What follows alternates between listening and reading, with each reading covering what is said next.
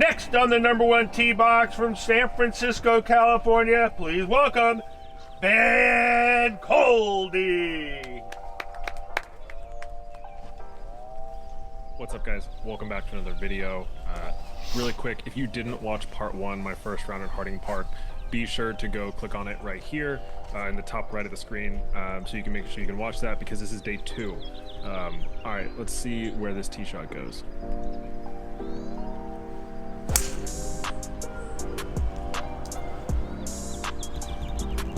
The one place where you couldn't go on this hole is right. I wasn't comfortable playing a draw with anything really, and so just hit a hybrid to try and lay back far enough, and it still went too far right, so I had to punch something under these trees. So I hit a 7-iron, left it short.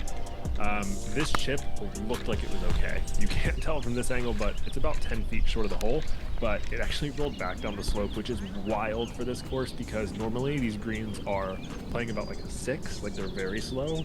The fact that they're rolling fast enough to run back like that sort of like instilled so much fear in me early. So I've got this 7-foot swinger for bogey on the first hole, and this was never going in. Tap in for double on the first.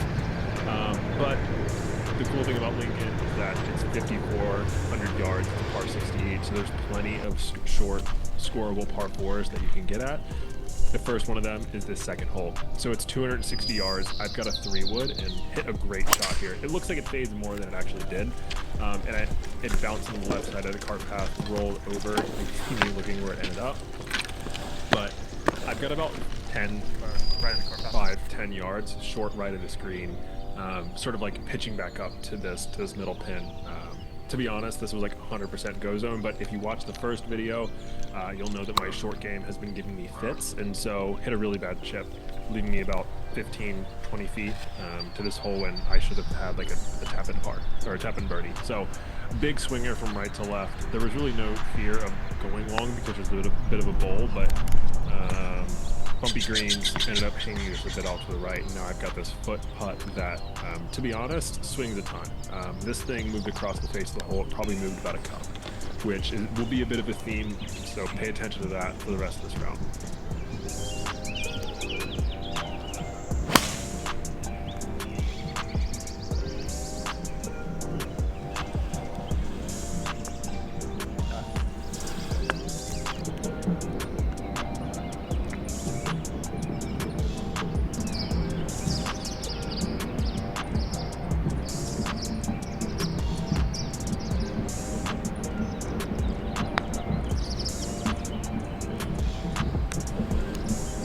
If you watched Harding, you'll know that like my putter was pretty steady all day, so this felt like no issues. But I don't know, it's kind of hard to tell there, but this was a bit of a yip.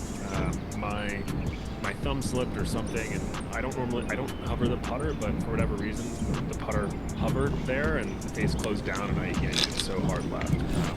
It's okay. 3 over through 3 is not an ideal start.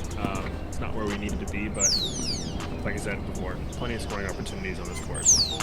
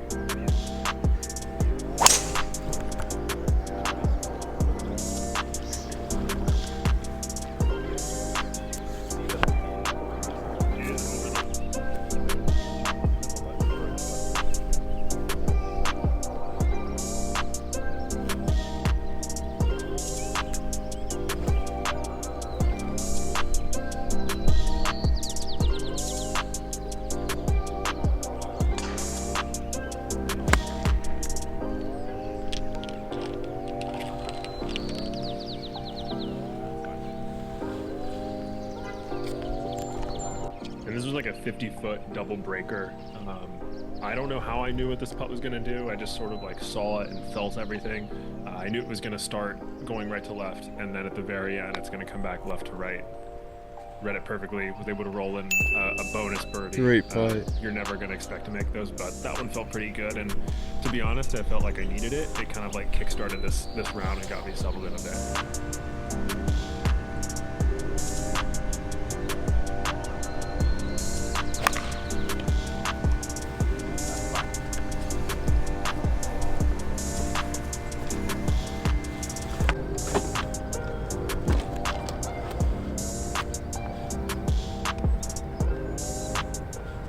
So, you know, this is like a blind wedge shot to a green where it's not OB long, but it's basically an area that you can't get into, so, and it's not a hazard. So if you go long, like it's a lost ball and you have to re-hit. And the last few times I've played here, I've bladed it over the green for whatever reason. So it was not really a confident swing. It's more of a don't blade it long swing, and I kind of quit on it and just hit down and chop at it, and it just sort of leaks out to the right.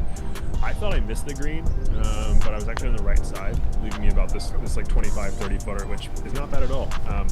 But these greens are way faster than they normally are, and I got scared of the slope. You can see how shiny they look, and this is like not how they normally are. Felt pretty good about this, played it at the right edge, and ended up rolling it in. 7 is another drivable par 4 if you want to press, but if you saw in the Harding video, is missing my driver right the whole time. So there's a road on the right. I didn't want to go OB, so I hit a hybrid to the top of the hill. I thought I was going to have like a full wedge in. Somehow rolled all the way down to the bottom, leaving me the pitch that I didn't want to hit because this green slopes front to back and it's so fast. And so you'll see me get super conservative with where I landed, trying to run it up there, and it just didn't get any of the bounces. But I've got this putt up the hill. You see how kind of quick that putt was. It just doesn't really make sense how this hole is constructed.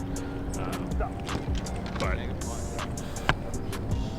the weird thing about Lincoln is that, like, while yes, there's a lot of short par 4s, and you think you should be able to get them, the whole course is like kind of weird. It kind of puts you in some uncomfortable situations that don't make it easy necessarily to get those scores. And so par is a great score on any of the holes. Doubles are not. You're going to make bogeys at Lincoln, and that's just how it is. You need to sort of make pars and get a couple bonus birdies whenever you can.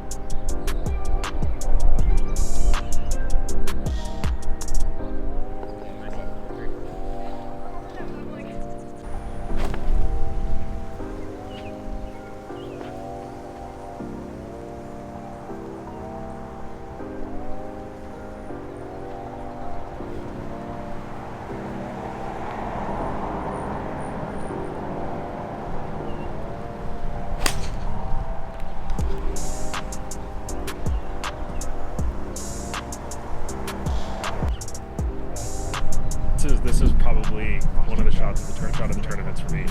It was a 9-iron, and I had to go up and over this tree to an uphill back pin.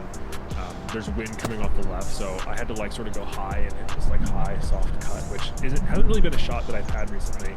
But I just hit a great one. It narrowly missed the branch. You can see me kind of like squat there, but lands right on line with the pin. Everyone was kind of like clapping and laughing at that shot because it just was kind of crazy. Damn. It's so deceiving coming into the screen. You feel like you're at the pin or past it, and you end up being short. So I've got 40 feet up the hill here, and I hit a great putt. Tap-in pars are going to be good all day at Lincoln. Some of these holes, even the like 1-2 footers, like they're going to move a cup or more, and it's kind of wild what this place can do.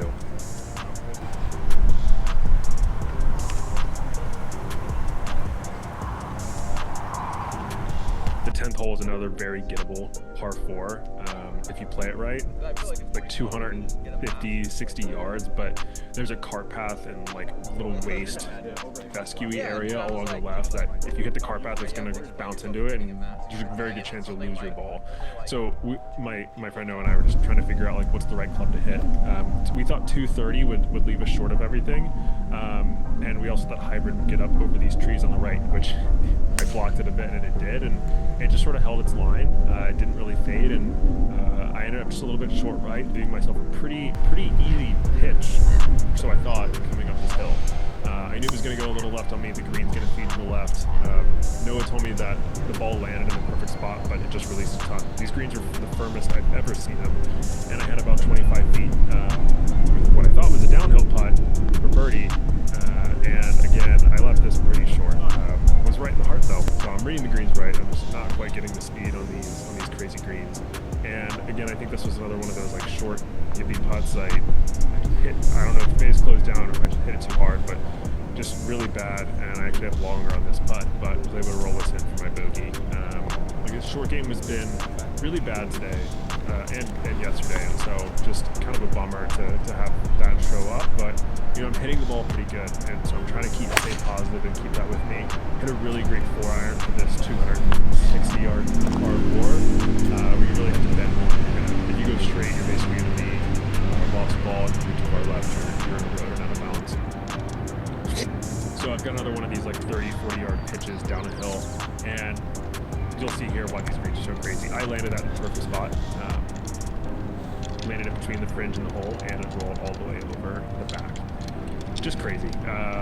This course was in wild condition for this tournament, and you know, you can't really get mad at it. People call this more of a mental exercise than a golf exercise, and that's definitely true.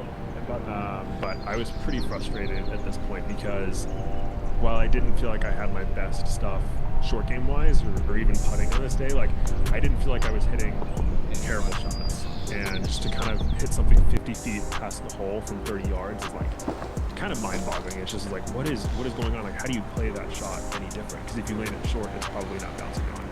235-yard par 3.